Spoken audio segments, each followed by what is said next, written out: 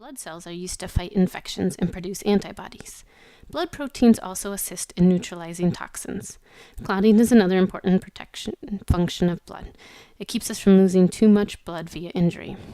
Third, regulation of fluid volume and pH levels. Blood stabilizes. Blood is composed of formed elements in plasma. The formed elements are red blood cells, RBC, white blood cells, WBC, and platelets. Hemopoiesis is the production of any formed element. Adults generally produce 200 billion RBCs and 10 billion WBCs a day. Red bone marrow produces the majority of formed elements. Some white blood cell types, lymphocytes, are produced by the lymphatic system. WBCs and RBCs originate from a bone marrow stem cell called pluripotent stem cell. They have the potential to develop into multiple cell types. These then become a colony-forming unit, which is more specialized stem cell. The colony-forming unit will then differentiate into their respective blood cell types. Remember, in children, red bone marrow is found in nearly all marrow cavities. In adults, it is limited to specific areas. With all the growing kids are doing, they need a large supply of blood for their little bodies. Platelets are formed in a slightly different manner.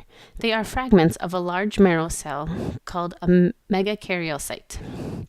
Erythropoiesis, leukopoiesis, and thrombopoiesis is the development of red blood cells, white blood cells, and platelets, respectively. RBCs are also called erythrocytes. They are biconcave and discoid. They have no DNA, mitochondria, or nucleus. So technically, they are not true cells since they can't reproduce themselves. They live about 120 days and are the most abundant formed element in blood. They function to carry oxygen from lungs throughout the body and pick up carbon dioxide in various parts of the body and bring it to lungs to be expelled. They do this with the use of hemoglobin. Hemoglobin is a molecule that consists of 4 protein chains called globin. It also contains 4 heme groups. One heme group is associated with one globin chain. One heme group carries 1 molecule of oxygen, and one globin chain carries 1 carbon dioxide molecule. Iron is essential to the formation of hemoglobin. It is the center element in the heme group, and with everything else is built around.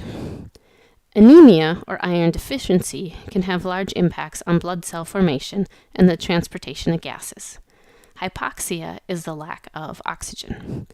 Anemia can also cause edema, blood in the extracellular spaces, and heart complications, heart beating too fast. So it is essential that we get enough iron in our diet. Here is our hemoglobin. The star X-shaped red structures are the heme groups, and the gold and purple squiggles are the globin chains. There are 280 million hemoglobin per red blood cell. Our blood type is determined by antigens, or protein molecules, found on the surface of the red blood cell. There are a lot of different types of antigens on the red blood cell, but there are a couple that can cause problems during blood transfusions due to their reactions with antibodies. Antibodies are particles in the blood plasma that identify cells that do not belong in our body. They do this by a lock and key type mechanism. Each antibody corresponds to a particular type of antigen. When our antibodies recognize its type of antigen, they bind to it. This is our body's way of identifying foreign cells. This antibody-antigen reaction will cause blood to start to clump. So the antibodies that are found in our blood cannot match the antigens on our red blood cells. Otherwise, our body would attack its own cells. There are 2 antigen groups that are very important when it comes to considering antigen-antibody reactions. They are the ABO blood groups and the Rh factor. I think it is easier to understand blood typing if we can put it all in a chart. There are 4 blood types in the ABO grouping. The first is type O. O has a small non-functional antigen-like structure, but since it doesn't work like an antigen, we say there is not an antigen on O. O also makes both types of antibodies, anti-A and anti-B. Since O doesn't have any antigens that other blood types would recognize, it can be donated to everyone. But since O does make both types of antibodies, it can only receive blood from other people who are O. Type A has A antigens and anti-B antibodies. They can donate to types A and AB, and can receive blood from types A and O. They cannot receive from either B or AB because both of those types would have antigens that would be recognized by type A's antibodies. Type B has B antigens and anti-A antibodies. They can donate to types B and AB and can receive blood from types B and O.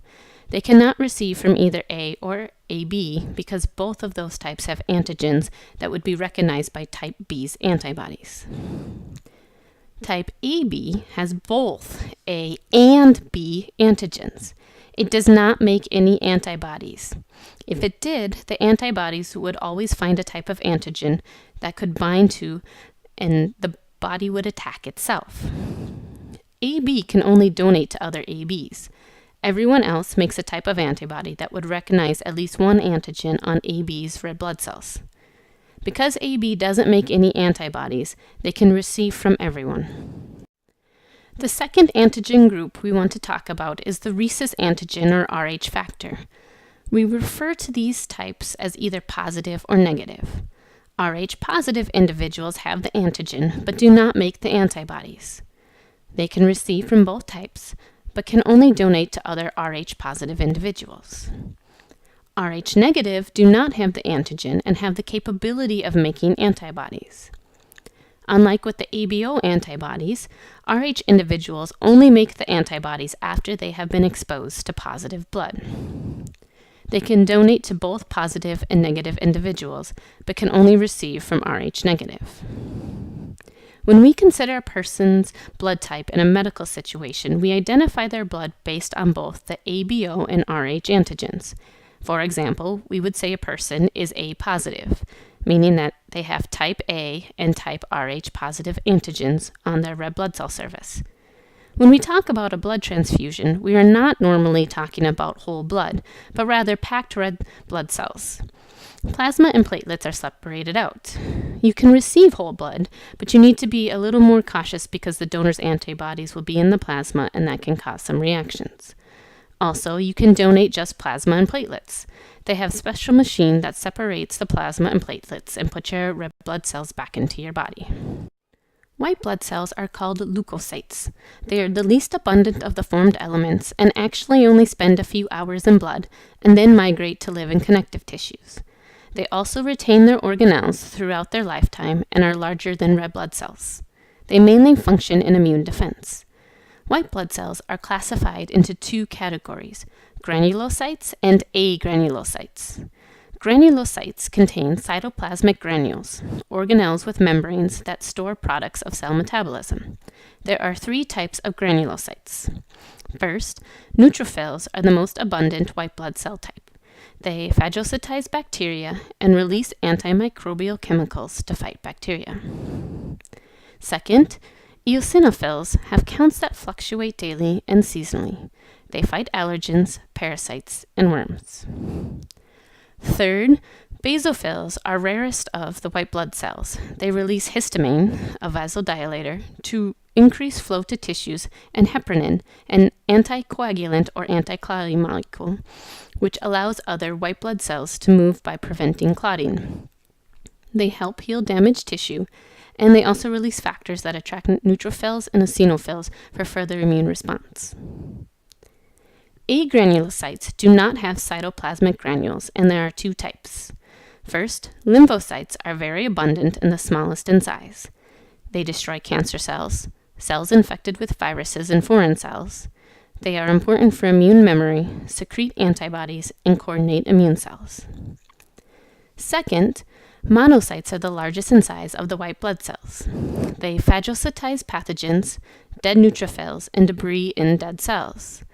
They activate the immune system and differentiate into macrophages.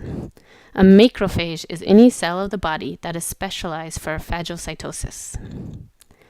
Granulocytes typically live for 4 to 5 days. Lymphocytes live for a few weeks to decades, and a macrophage can live for years. Platelets, also called thrombocytes, are not true cells. They do not have a nucleus, but do retain their lysosomes and mitochondria. They are actually fragments of megakaryocytes and are second in abundance after red blood cells. They are also very small. Their primary function is hemostasis, or cessation of bleeding. To do this, they secrete vasoconstrictors, chemicals that clamp down the blood vessels, to prevent further bleeding. They also help to limit blood loss by sticking to collagen fibers. Additionally, they remove old and useless blood clots, and they attract neutrophils and monocytes to sites of inflammation and stimulate other tissues for blood vessel repair. For size comparison, you can see the red blood cells, white blood cells, and platelets. Notice the platelets as the small purple particles.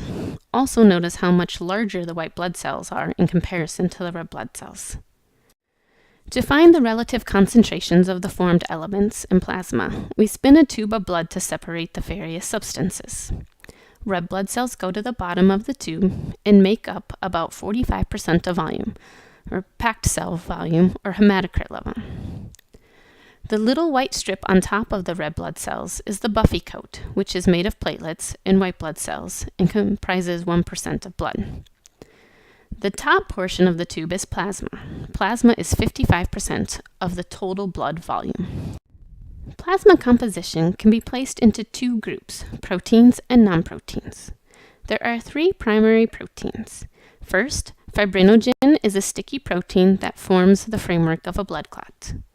Second, albumin is the most abundant plasma protein. It can influence blood pressure, volume, and flow through the thickness or stickiness of blood. It helps transport various blood solutes, things that are dissolved into blood, by maintaining the water concentration gradient. It also maintains blood pH.